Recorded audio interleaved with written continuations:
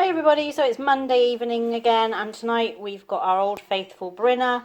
So we've got little chipolata sausages, we've got some bacon. I use streaky bacon just because that's what I had. I don't usually use streaky for Brinner, I usually use the back bacon so it's more meaty. And it's just a bit weird, it's gone quite crispy but it looks a bit anemic, just really odd. I've got cheesy scrambled eggs and baked beans, and then the potatoes are just diced potatoes that we put in the active fryer with a splash of oil and some seasonal. So that's mine. Caleb has a cheesy omelette, no beans as he's not a bean fan, some potatoes, bacon and sausage. Tony's also got cheese omelette, and then he'll add everything else onto his plate in just a minute. So Monday night, starting the week with Brinner. Hi everybody, so it's Tuesday evening and tonight we've got a split meal in the family. So I just really fancied some lamb this week. So lamb is probably my favourite meat, and it's certainly one of the things I missed the most when I was living in the States. Lamb is just not a popular meat in the States, and certainly not in the parts of the States where I was living. It just wasn't really eaten at all. It was really hard to find in the shops. Occasionally you'd find some like at certain times of the year, but really hard to find. And then when I did have it, it just wasn't quite the same taste. So I just used to stash up on my lamb fix when I came home for visits, and my mum would make sure she included lamb on the menu. But I just really fancied lamb. I don't make it very often at home. Tony doesn't like it. Caleb will eat it. Just, for ease, it's usually easier to buy, steaks or something like that than it is to buy lamb, although I do sometimes do lamb for us and pork for Tony.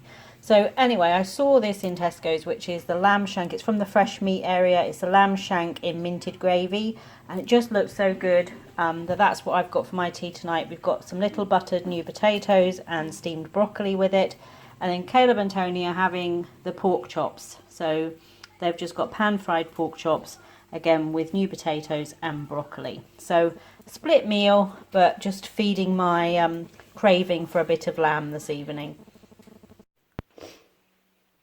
Hey everybody, it's Wednesday evening and we've got a very rare child-free night tonight. Caleb's having a sleepover at a friend's house, so we're having sort of a midweek fake away.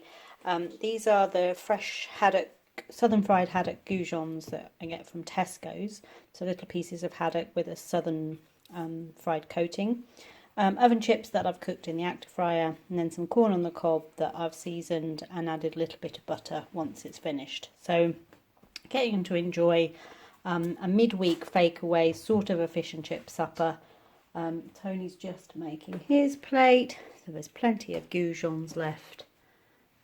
Some more corn and more chips. So yeah, looking forward to this for a midweek treat. Hi everybody, so it's Thursday evening and tonight we've just got a bit of a mixture for tea. So we've got some salad, lettuce, tomato, cucumber. I've got some beetroots with mine and a little bit of coleslaw. And then I've got a little piece of quiche. And then this is a boneless chicken thigh fillet that I just marinated in a bit of piri-piri seasoning and cooked them in the pan. We often do them on the George Foreman grill or under the grill, but I just did them in the skillet today because I just wanted it to be quick and simple. Without much fussing around. So that's what I'm having. Caleb has already eaten. He had his last day of the summer holidays really with his childminder today. They had a fabulous day out. It was just him and her two children. So they've had a great day out and they had food while they were out and then just got a quick bite to eat when they got home. And then Tony has got tortillas. So he's going to use the rest of the chicken to make up some wraps for himself and have that with some salad. So a bit of a mixed bag for dinner tonight, but uses up a few things and a bit of something for everybody. So I'm not back in at the office anymore for 2 weeks now. I've got work at home day tomorrow and then I'm off for 2 weeks. We go on holiday next Friday, but Caleb and I have got some time together the beginning of the week just to chill, hang out and get ready for our holiday. So I'm quite looking forward to the days ahead. I know it flies by when you're looking forward to time off. It always flies by.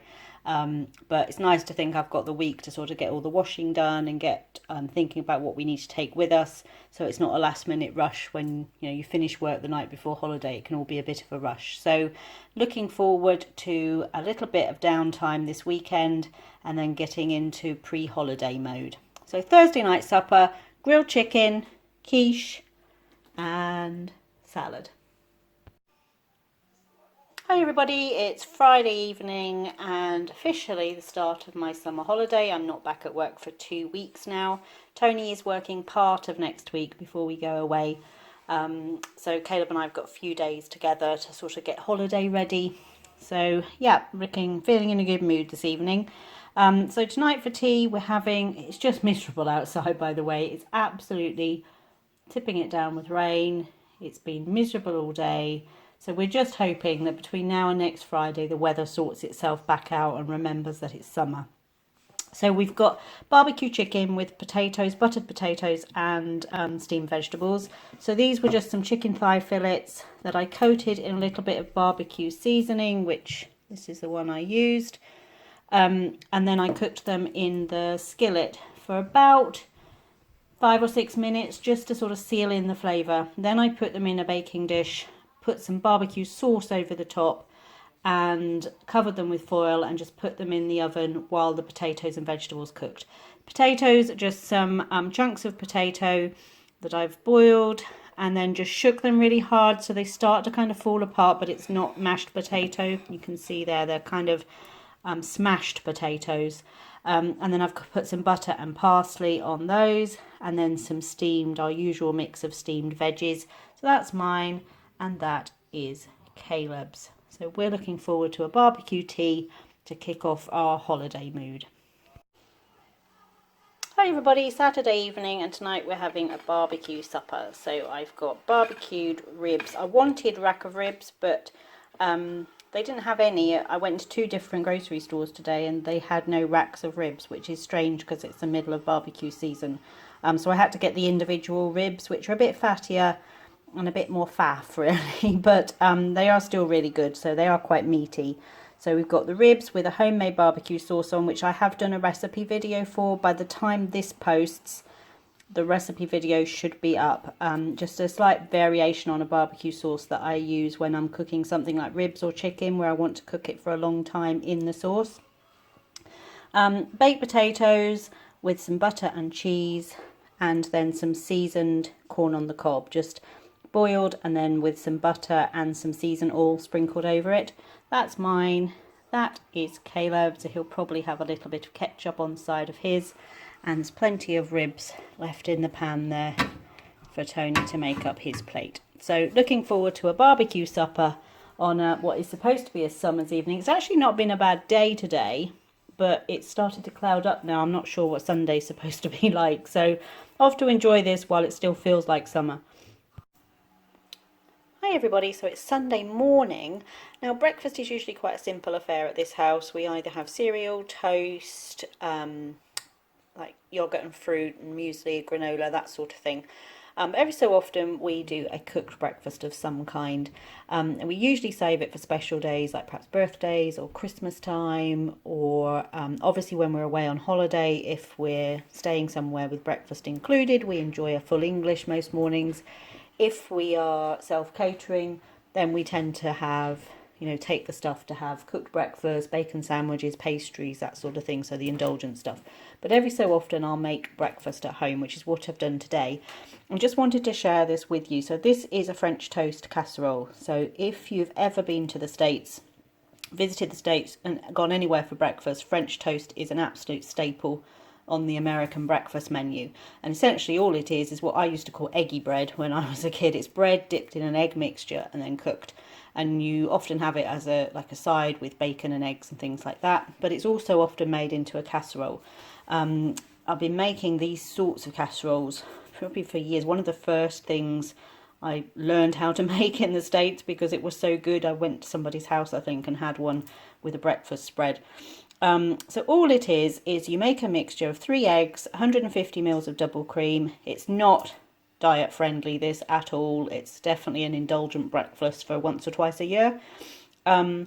So 150 mils of double cream, 200 mils of milk, and then to season or flavour that, you put in 2 tablespoons of maple syrup, and you want the proper maple syrup, not the kind of maple flavoured syrup, and then 2 teaspoons of vanilla extract. You whisk that all together, and then you take your bread. Now I've used the little milk brioche rolls. I've sliced them in half as if you're going to make a sandwich with them, and then cut each half into 2 pieces so they're nice kind of little chunks of bread. You could use a nice thick white bread. It's not really, again, you're not trying to be healthy if you're having French toast, so white bread is better. The Jewish challah bread is also really good with this, and any kind of sweet bread is ideal because obviously it's a very sweet breakfast. But I use the brioche rolls, which I find work really well. You take each piece, dip it in the egg mixture, and then in the bottom of the pan, bottom of the casserole dish, I've just layered a small punnet of blueberries just straight from the pack into the pan, and then you layer your brioche or your bread slices over the top of the fruit. You could put other fruits, raspberries would work. I don't like cooked strawberries, so I wouldn't use strawberries, but if you like strawberries done that way, you could. You could also put some stewed fruit in the bottom of it, or some pieces of apple, or something like rhubarb would be good. But you don't even have to put any fruit in at all. So layer up your pieces of bread, use them all up, then you pour over the rest of the liquid, the creamy milk mixture, and then you want to cover it and put it in the fridge for at least an hour. This is also something you could prepare the night before and leave it in the fridge all night. Then you want to uncover it, sprinkle over some either pecans or walnuts. I didn't have any pecans in the cupboard, but I did have walnuts, so I've used those. And then you want to bake it for about 25 minutes. I did mine at 160 fan, which would be about 180 Celsius on a regular setting, for about 25 minutes until the egg mixture has set and the bread has started to go crispy on the top. And then sprinkle it with some icing sugar. And we're going to serve it with quite traditional style, some crispy bacon. So I've used streaky bacon to get the crispiness. Again, it's not a health conscious breakfast by any stretch of the imagination. And then we're also going to have some additional maple syrup on the top. So I'll see if I can get some of this out without using one hand. So you can see in the bottom there. It's going to stick on the side there, but you can see the blueberries coming out from the bottom. Let's see if I can get a whole piece out here. There we go. So it's got the blueberries, it's got the eggy bread mixture in the bottom, it's got a nice crispy top. I'll say it's seasoned or flavoured with vanilla and maple, so it's got a really nice sweet flavouring, and it goes great with the salty crispy bacon. So I just thought I'd show you a breakfast meal for a change. Certainly one I'd recommend trying to make if your family enjoy kind of this sort of breakfast dish. And perhaps even if you're doing a breakfast, like if you've got visitors staying and you want to do something nice for breakfast with some fresh fruit and bacon and sausage, and then do something like this as a side dish. So yeah, that's our French toast breakfast bake with bacon. Hi everybody, so it is Sunday again, and we've got a bit of a variation on roast chicken this evening. It's a spring chicken kind of tray bake, not really a tray bake even, it's roast chicken, but it's like spring roast chicken, so it's really kind of Mediterranean style. So I started out with some chicken thighs, which I popped in the pan, in the roasting pan, seasoned them, put a couple of tablespoons of olive oil in, the zest of a lemon, and then I put, you can see there, I chopped the lemon into some chunks and put that in too. I put 1 chopped red onion, just chopped into chunks, and then I put a couple of sprigs of fresh rosemary from the garden and some tarragon. Let that all bake for about 50 minutes at about 190 degrees C, just until the chicken was cooked through. The skin is, it looks as though it doesn't get skin on. It does have skin on, and the skin is nice and crispy on there. And then while that was cooking, I steamed some asparagus tips, some courgette little moons, and some frozen peas. I don't know if you can see the peas in there. Yep, down there. I steamed those all together, and then when they'd steamed for like just 5 or 6 minutes, I popped them into a pan with a little bit of olive oil and just sort of crisped them up a little bit. Then stirred them through the chicken dish, And then I've sprinkled over the top some crumbled feta cheese to give it a real Mediterranean kind of flavouring.